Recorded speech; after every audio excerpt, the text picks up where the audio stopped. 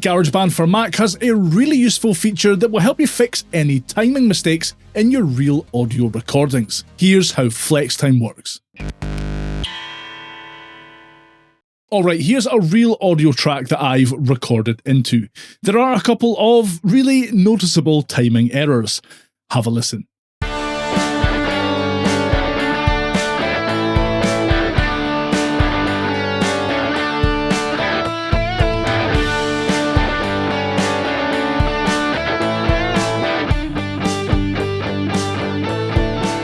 In order to fix these out of time notes, I'll first need to open the editor window. With the audio track selected, I can click on this icon in the top left corner, or alternatively select Show Editor from the View menu in the toolbar at the top of the screen, or use the keyboard shortcut E. Down in the editor window, I need to make sure that the Enable Flex box is ticked in the Track tab. Clicking a peak in the waveform, also known as a transient, adds a flex marker that I can then use to move that part of the waveform.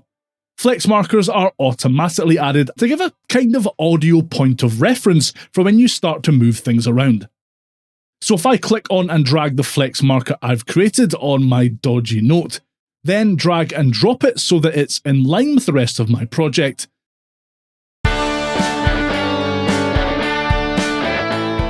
yep, that sounds better. I'll do the same for this other dodgy note too. Notice that I'm able to zoom in and out of the waveform by using this slider. Okay, let's see how that recording sounds now that I've used flex time to fix those out of time notes.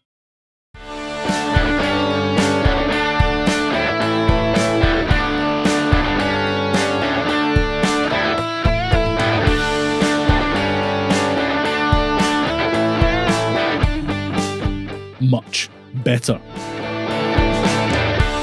A bit of advice here to end on. While flex time is a powerful tool and a really handy way to correct the odd timing mishap, it's important to recognise when you're able to salvage a slightly off recording with it, and when you should really just chalk it up to experience and just straight out re-record that vocal, guitar part, bass line, etc.